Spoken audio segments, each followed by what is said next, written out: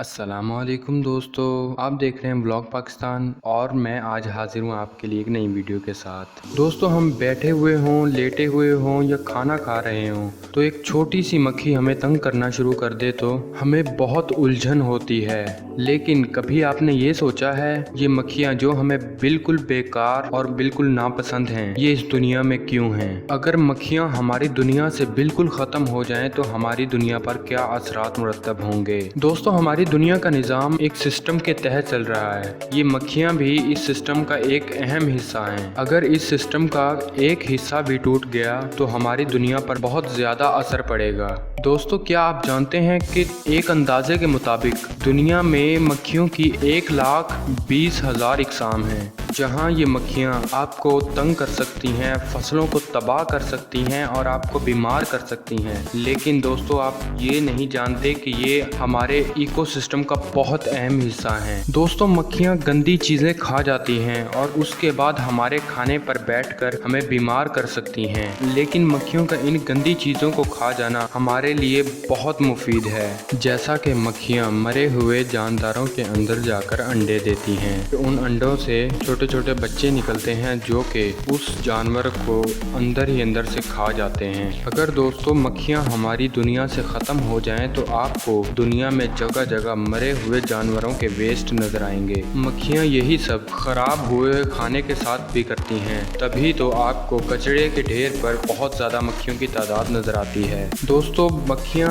हमारी दुनिया से उन चीज़ों का खात्मा कर रही होती हैं जो हमारी सेहत के लिए नुकसानदेह होती हैं। दोस्तों, क्या आप जानते हैं कि मक्खियां बहुत से पौधों के लिए भी ज़रूरी हैं? जैसा कि मक्खियों की एक किस्म मिजिज काओ नामी पौधे को पॉलिनेट करती हैं। दोस्तों, ये वही पौधा है जिससे हम चॉकलेट हासिल करते हैं। हैरान कुन तौर पर मक्खियों की वजह से ही इन पौधों को बढ़ने में मदद मिलती है। दोस्तों, मक्खियां बहुत सारे जानदारों और परिंदों की खुराक भी हैं। दुनिया में मक्खियों की तादाद को गिनना हमारे लिए नामुमकिन है। दोस्तों, मेंढक, मकड़ियाँ और बहुत से परिंदे मक्खियाँ खाकर अपना गुजारा करते हैं। अगर दुनिया से मक्खियाँ ख़त्म हो जाएंगी, जिनकी वजह से ये जानदार दूसरी चीज़ें खाना शुरू कर देंगे, जिससे उन चीज़ों का दुनिया से बहुत जल्दी खात्मा होना शुरू हो जाएगा। दोस्तों, इससे साबित होता है कि मक्खियाँ हमारे इकोसिस्टम का बहुत अहम हिस्सा हैं। अगर ये दुनिया से ख़त्म हो जाएं तो हमारे सिस्टम को बहुत नुकसान पहुंचेगा। दोस्तों, आपको एक हैरान कुन बात बताते चलें कि साइंटिस्ट मक्खियों से फ्यूल बनाने की भी कोशिश कर रहे हैं। मक्खियों की एक किस्म होती है जिसे ब्लैक सोल्जर कहते हैं। साइंसदान फ्यूचर में उससे डीजल बनाने की कोशिश कर रहे हैं। यही हाल दूसरे कीड़ों का भी है। एक्सपर्ट्स